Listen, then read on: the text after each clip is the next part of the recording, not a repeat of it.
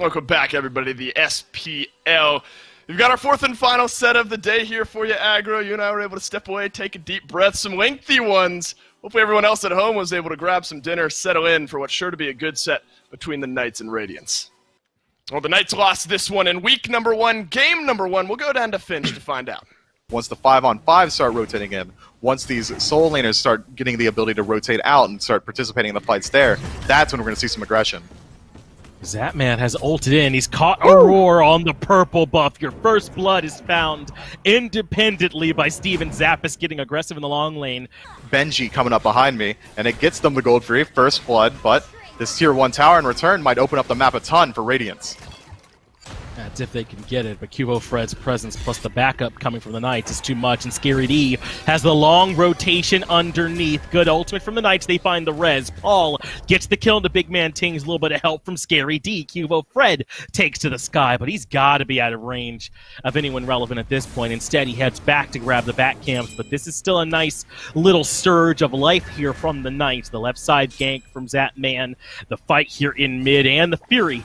They've opened up a nice little lead. Crazy to point out, despite a 2-0 lead, despite first blood, despite an early gold free, Radiance's gold difference is less than 1,000. Well, they had the lead before that in their favor, and they might be able to find something back. Not if they end up losing Cyclone Spin. Cubo Fred catches him out, trying to get aggressive on the purple buff in vain. It favors the Knights here yet again. Now Aurora is on the retreat path. Abduct can't be here for Neil, and Cubo Fred can't find the wall. But this is everybody, the entire Knights roster on the left-hand side of the map, and Aurora can't escape from that. 4 unanswered for PK. Right on tower line and make it way easier for counter rotations to come through. If Zatman's wants to farm safely, he's got to move even further up. Cyclone Spin didn't want to let them get their backs off. He's got adapting here too, and with Neil Ma low on mana, they should be able to make this kill happen. He has so few options in order to escape. Was able to find that route towards the tail end, is at least forcing Radiance to spend a little bit of extra time hunting him down, but that death was assured and certainly going to happen in favor of Radiance. So they get something back. And they need to make some changes. But as of right now, no one's really the beneficiary of this aggression, this early passive state, because PK, even though they're getting the objectives, aren't quite pulling ahead. Well, it is the Knights stepping on the gas here one more time, and they're brute forcing Cyclone Spin underneath this tier 2 tower, but here comes the backup for them. They can't save the life, but they can at least punish them on the backside, and they bit off a bit more than they could chew, did the Knights here this time. The rotation from Aurora, Tings, and the rest of the backup there proved to be too much, and the Knights end up losing the 2-for-1. We're going to be moving into this mid-game portion where the laning phase is breaking down, virtually tied at this point. So it'll come down to execution. Aurora knocked up in the CC chain already, but how much will they commit? The charge prey further pulls him back, now slowed by the lurking in the waters, and the chip continues. The root is there too, so the lurk in the waters can provide more damage, and Aurora cannot live through it all. The Knights find their 6th kill of the game. Paul wasn't forced to use his ultimate. Cubo didn't have to use his. Nothing had to be forced there, and it leaves them available to just continue pressuring the map. Because there was no commitment on that side of the map, Goldfree is now under duress.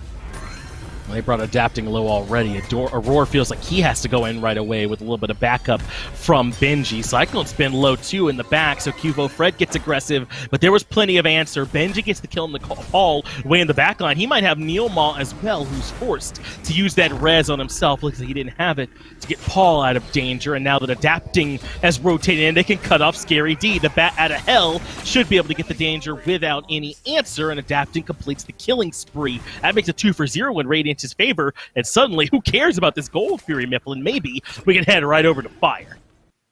That's huge. Taking away those beads especially is such a big deal if they decide to force the fight on Fire Giant again. Whoa!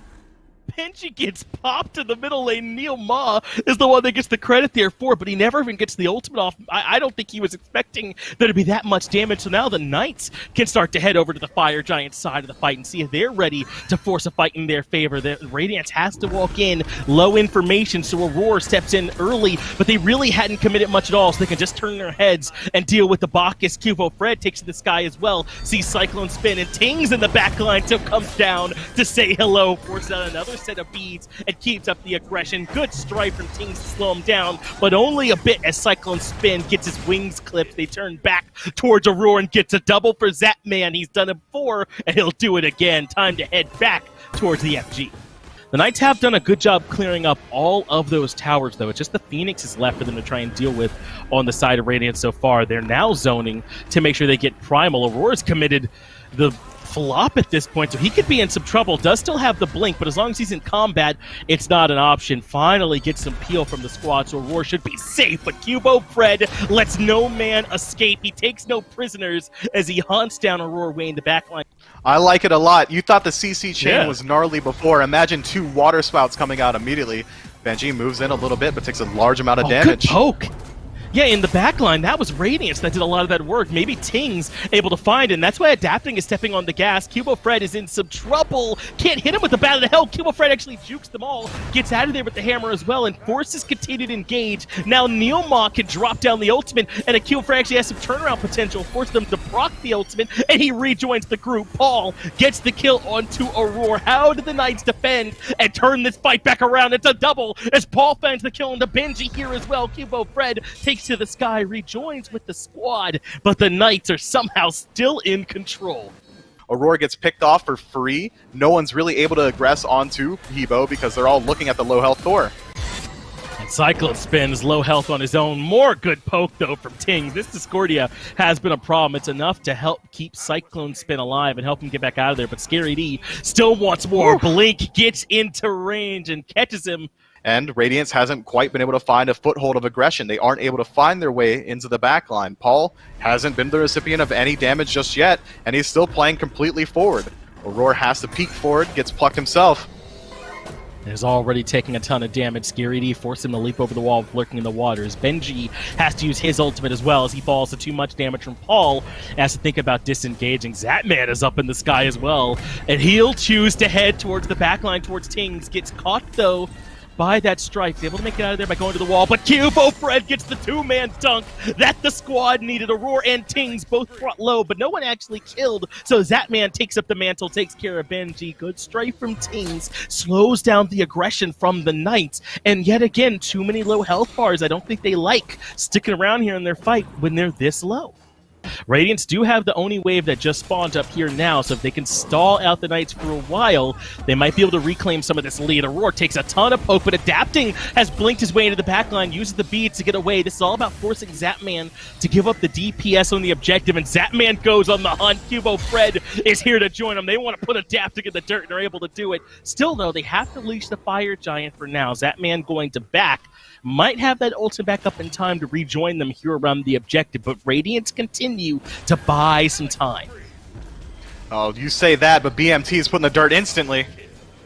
Yeah, it doesn't get much of a chance to buy time there. Paul gets the double kill as well, so the Knights right back in control. Benji in that ultimate, it's fully for the disengage at this point. Cubo Fred doesn't even want to give him that. The wall doesn't find him. Probably lost track of the Jormungandr at this point, but do they even need him? All the Knights streaming down the middle lane. They want this mid-Phoenix they've already opened up, and all that can defend is Benji without his ultimate and Cyclone Spin on this ship Elanke. They're not burning through it too quickly, but still, time is on the side of the Knights here at this point. They know they can lock down Benji with the wall stun. Zatman gets another kill for his 5th one this game. Cubo Fred takes to the sky to zone everyone out. They get right back on to the mid-Phoenix. And even though they're low, they can step forward. Cyclone Spin alone for the next 3 seconds. Adapting not too far away. He's got to find some way to buy the squad some time. Paul gets the kill, but now Adapting is here, stuck inside the abduct of the CC chain. And Zatman gets one more with a deicide on the board. The Knights clean up game 1. Well, the Knights roll through game number 1. Can Radiance bounce back here? Finch and Mifflin will have to let us know. Beads or use your CC immune abilities for everything, but Tings making an early rotation over here to the left-hand side. And I know the Knights are aware that this is going to be happening, so Neilma takes a ton of early damage, does use the ultimate at the last second, but right there waiting for him was that Intoxicate. Aurora finds first blood for Radiance on the left-hand side. From PK, Paul was farming in mid, Thor was posturing around the mid camps as well, and now Aurora with a lead is able to aggress. Paul, though, still had that ultimate saved in his back pocket, but so did Benji. The Bat out of Hell forces out the Aegis, and it's enough for Paul to stay alive. Neomar was there too, just in case he needed to body block a long-range shot with that abduct. He kind of dove in front of the President there to make sure no one got shot. But they did manage to force Paul fully back. Now Adapting will drop the Fear No Evil, looking for Cupo Fred over near the blue buff. And it almost works, but that's good peel coming out from Scary D to get him out of there alive. Tings can't find the Strife or the Unruly Magic, so it falls to a roar, but a good wall interrupts the belt. Cupo Fred with 9 lives escapes it all.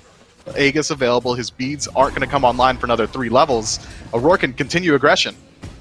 Cyclone Spin's in trouble here and left. The dash does not get him into the wall, so he just goes up and comes right back down in place for the reset on the cooldowns. It ends up working nicely. Well played there by Cyclone Spin to make his way out of that gank. But now Cubo Fred, considering getting aggressive, he takes up to the sky, and Aurora's already low. The aggro goes to Neil, so it's an easy dunk down. Zatman gets the kill credit, but they force out both members of the long lane, and the Knights reestablish some control. And that is if we were talking about something that really only shows up early, as Zatman gets caught out in left. Neomar is still there with that Scarab's Blessing, Adapting, staying close, and not actually proccing it early, but the flop over the wall from Aurora is enough to seal the kill. Even finds the belt. That Cyclone Spin can get onto the board as well with his first kill of the match so far. But how do they make it out of here alive? How do these robbers get back out of the safe without getting caught? It looks like it's way easier than they may have thought. Aurora should die to the tower before Cubo Fred can get there and deny that kill at the very least. But at least they force him to die in some capacity.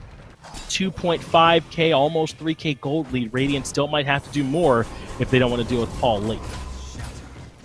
Cyclone dashes in aggressively, but Neil's already there to rotate in, but the entire Radiance on the back end have set up this fight quite nicely. Now, can they find Neomar on the backside too? They can. It's a 2-for-1 in favor of Radiance on the left-hand side, and I don't know if they're done getting aggressive just yet. Sure, big man Ting's in some trouble, and the Knights will come down to grab the red buff as well, but look at Radiance skulking around the jungle of the Knights to see what they can find too. Not sure if they quite grabbed purple, but they will catch Cuvo Fred. Another good wall stun, and should be able to make it back over the wall, but they want Paul instead. The aggression is on, waiting out the Aegis timer. Tings has the Strife, and a third kill falls the way of Radiance. Zatman's a little bit further out than everyone else, but look how quickly the Primal's being burned. The Knights finally step in to try and contest and force a reset, but Cyclone Spin's holding it by himself confidently and correctly. They grab the Fury without any trouble, and Cubo Fred has to come peel for Zatman to give him time to get up and over the wall. Cubo Fred on the full disengage at this point, but Cyclone Spin finds the root, gets the beads out from him, and chase him all the way underneath the tier 2 tower. Benji can continue to tank at this point, happily, healthily, forcing him up over the wall with that hammer, but Cyclone Spin is there to cut off the escape path. Scary D forces the head to turn, and Cuvo continues to live, but Radiance have already gotten the objective and can happily move around the map, especially now they're right near the FG. And the time they just forced chasing out Cuvo means that they know he has to back now, so they have the numbers advantage for this Fire Giant. Zatman and Scary D, the only ones in range to defend it. And they are burning it quickly, but Scary D's here for a chance to steal. Can't quite get it. Radiance secure the Fire Giant. Now Zatman stuck in a bad spot. That's a great ult from Neil, another chance at life, but Benji, yet again, unwilling to allow anyone to back off, finally has to acquiesce, but now he's plucked back in, still has that bat of the hell if he needs it, but Aurora with the 2-man flop means it's time for more aggression. Zatman's Aegis avoids the damage coming out from the ultimate, but Benji will not be deterred, gets the kill on the Zatman, plucked back in, and will continue his onslaught. He has the sustain, has the life, but finally ends up dropping. It's a 2-for-1 plus FG in favor of Radiance. That CC chain is still absolutely nuts from PK. They lock him under the tower so long. Paul finds the return kill under Aurora as well. But long have we waited. Paul activated, gets the triple kill. Cubo Fred dunks back in, but Cyclone Spin with the turn and burn. Still alive even this late into the team fight. Will life steal up off these minions? And with another wave coming in, only Neomar alive, they should be able to burn down the tier 2. Maybe even a bit more. I don't know if Neil by himself can stop 2 carries from grabbing this right side Phoenix. What a way to relieve that pressure valve of this slow cooking game this whole time with a huge fight around the Fire Giant.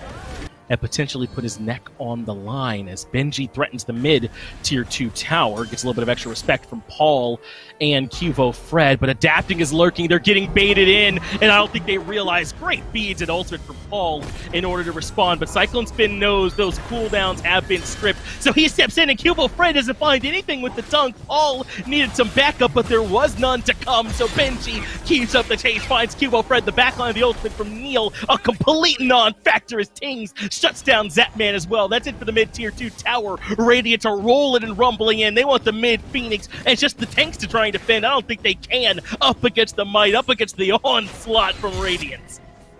The health bars are high. The ultimates are only available on Scary D. This could very easily be a Titan call, but it seems like Neil Ma is going to be the target of the aggression. He should fall relatively soon, and he does. Scary D, the only one left to defend for PK, and he falls as well. That's game 2. That's it. The deicide will be enough for Radiance to close this game out. So we will indeed be moving on to a game number 3 here in Mifflin between these two. Lots of potential here for both teams. For one final time today, we'll go down to your casters to round us out. Really, there's not much Radiance can do except let this happen for now, or maybe they could go gank Scary D early. The knockup is there with the Vamana from Benji, and I don't think Scary was expecting this one to happen. The leap is there for the slow. The last basic attack means that Adapting secures first blood in response to the Knights. And if only one of them has to try and operate with limited mobility, I gotta think that favors the Uller.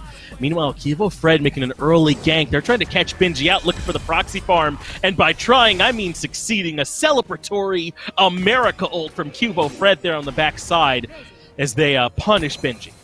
That's well played, but Cyclone uses the ultimate.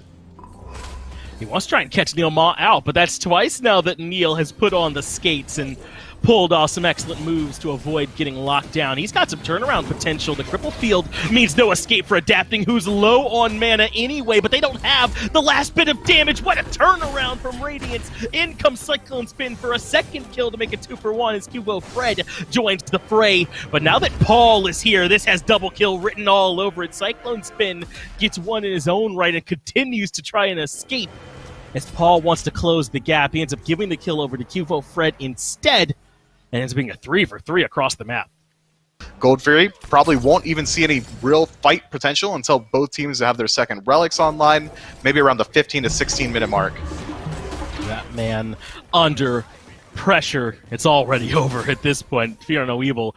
A little bit too easy onto a hunter with no beads at that point is Benji trying his best to defend his own speed buff up on the top side. I do want to give some credit to Neil, though, for that prolonged engagement on the left-hand side. I know he died early, but not as early as he could have died in that last fight. I think that did kind of help force the hand of Radiance for that overcommit, and they want to force the hand onto Adapting, locking him down in the jungle, and willing to commit a bit more as Cubo, but not able to lock him down. Cyclone Spin punishes Neil Ma for the overcommit. Sorry to casters Cursia, as Cubo Fred has to use the Sentinel Zeus defensively just to escape. Radiance, it feels like, just that one step ahead of the Knights here all game. Gold Fury being considered by the Knights. You almost forget that they had the pressure to start with in the long lane, as Radiance are in control now. The Fury has fallen to half, and Paul is here for the confirmation with that ultimate. The Knights secure the objective, but they lose Neil Ma to do it. So far, that's still favorable. Cubo Fred has his beads forced out as well between Zapman and Cyclone Spin. I'm holding my breath because Adapting's showing some attention, like he wants to gank on the right-hand side, and he absolutely does. Scary D can't get away from the Fear No Evil, so another successful gank for Radiance on that right-hand side. I was going to touch on these builds. We might have to wait a bit. And if you want to talk about the builds, I'm your man for it, but we might have to hold that thought one more time as aggression erupts in that long lane. Yeah, Zapman is in some trouble, and it's Cyclone Spin that wants to make it double. Can't quite lock him down, though. Able to escape is the Uller on the left-hand side. Get back underneath the tier 1. But now all of Radiance are on the left-hand side, so they might as well aggress. Thorns are popped, and the target for it will be Neil Ma. There's an apple there to keep the Doctor away, but it will not lock down Neil. It's going to be very hard for Benji to choose the right opportune time to start his own dive, but Cyclone Spin in the air. He's going aggressive. He's about the only member that's this far forward, but I don't think the Knights recognize that they're still worried. A great root from that pre-placed first ability sets down the lockdown onto Neil, and now a chance to threaten this tier 2 tower, at least for some rotations out from the Knights. There's the teleport coming. It's got to get here quicker as the burns start to come through too quick. Scary D shows up, takes a ton of damage from Cyclone Spin, who hasn't blinked yet. They backed up to reset aggro, take the tier 2, and force the ultimate out from Scary. First, it could turn around and collapse onto the other. And in this situation here for Radiance, they are favored. Cubo Fred lurking in the back, because that man's already taken a ton of poke. And so Benji wants to go ahead right to the back line. Yeah, he's going to blink in, pop the Thorns. He's ready to rock right away. The Colossal Fury means that Paul has to use his ultimate just to disengage. They can't quite get the peel, but now, just as I said, they can head back to collapse into the rest of this fight here for the rest of the night. And who is that member? It's Neil Maw. They're looking to sandwich. Meanwhile, on the right-hand side, they find Cubo Fred again. Cyclone Spin gets the credit, and they punish him nicely. Zatman does use the Ache as well in order for him to escape, but now Scary D's been left on an island. They force him out too, and start heading right back towards the Fire Giant pit. That fight showed me exactly one thing. Benji has reached critical mass. He doesn't care who's standing between him and his target. He's able to dash in and just continue moving forward. Now PK have to defend. Fire Giant burned already, and Radiance grab the objective. Now that leaves Scary D way in the back of the fight, and there is no lifeline coming. Adaptin gets that kill, completes the killing spree, but Adaptin moving over to join the squad, and Benji still drawing attention in mid. Should set up a favorable 4v2 on this left-hand side. Zatman gets hit by the Intoxicate early. Fear No Evil comes out into Neil Maw, but he lives through it all too, and now Scary D comes out with a dazzling offensive. Zatman cuts down Adapting early, so Benji wants to get involved himself, trying to lock down Paul, but the crushing wave allows for the disengage. This fractured start of the fight from Radiance hasn't worked yet. Adapting just moved up a little bit too quickly, as did Cyclone Spin, getting caught out, not quite catching the message for the disengage. Now Radiance have to run away as PK chase every single one of them. And they should chase here at this point. You asked for the fight outside the Phoenix when it was a 5-on-5. Well, what about a 5-on-3 where they're this heavily favored? Tings is a little bit further back than everybody else, but the Knights with the low health bars don't quite feel comfortable, as Benji will head back towards that left side Phoenix and burn it down. But the Knights are not done aggressing. They want Tings as Cubo Fred finds the kill there. Aurora comes in with, let's try and help. They can't do the tier 2 yet because the tier 1 is still standing, but now they've got this collapse without the cripple field though, and without enough damage. Aurora survives it all and should be able to still stay standing. Benji's play there is so smart. He peeks over his shoulder as he's getting chased, says, oh, you guys gave up on me? Well, I'm going to go finish that one objective that we weren't quite able to. Picks up the Phoenix, and what was a clean Fire Giant siege defense turns into, at least we got a Phoenix, guys, and the most valuable one, the one furthest away from the Fire Giant. It's going to be much harder for them to defend the Fire Giant on respawn. And Aurora kept them in combat long enough for Cyclone Spin to come back up and use that Living Nightmare to re-engage. So Adapting gets the first kill onto Neil. That's going to force Scary D into the dazzling offensive. Does get away from that ultimate from Adapting, and now that Cubo Fred is here, he can help. But the belt isn't quite enough to catch up to Scary D. What about Cubo Fred instead? Well, Paul is here to say hello now as he shuts down the Bacchus. This long, drawn-out engagement has finally seemed to settle, with a left side Phoenix going down for Radiance. Cubo's passive on Nike's already online. They have the mobility advantage.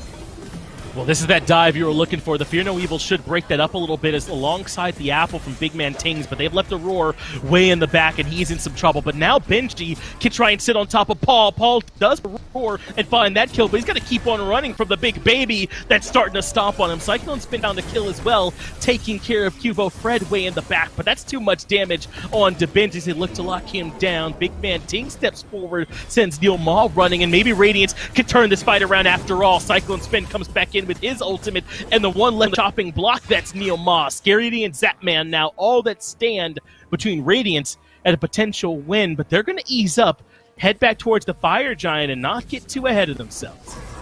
That's unfortunate timing. Cyclone Spin was too low to feel like he can get aggressive, but Adapting has plenty of health. and Zapman just uses the beads and pushes them back. Now Cyclone Spin is too low. Cubo Fred gets aggressive, puts too much damage into the Aegis, but still gets the kill anyway. Meanwhile, Neo Ma, even low, happy to be a frontlining member. Paul found that long-range knock-up in a roar. Falls. Zapman gets the credit. Benji wants to come back and clean up his work from earlier, but Scary D says no, pushes him back out, and the Knights have held on to their base. It's Radiance that are running back and licking their wounds. What went so wrong for Radiance in that fight?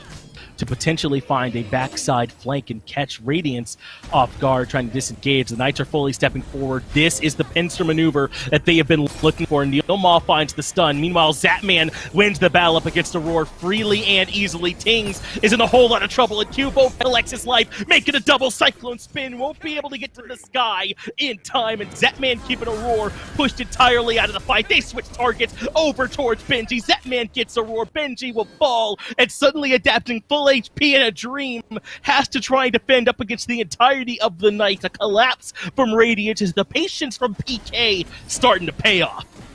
60 seconds left on the nearest respawn timer. Cyclone Spin's up in 50. Adapting still has his ultimate available. It's going to take an insanely heroic play. I'm thinking 5-man Fear No Evil. But nope, Beads and Aegis still available for Paul. No one saw any aggression there. Adapting's going to have to back up. Never mind, he's going to go into the dirt. PK are going to be the winners of Game 3. Yes, the Knights will indeed have closed this game out with a deicide. And Mifflin, it's so impressive what the Knights were able to do here in this game, because it really felt like Radiance had a stranglehold on this time and time again. For like the 25-minute mark and on, they were trying at least just hacking away at the Knights, but not able to quite break their way in. They got 3 Fire Giants. The Knights got 0 throughout that game, but it still was not enough for Radiance to be able to close that one out.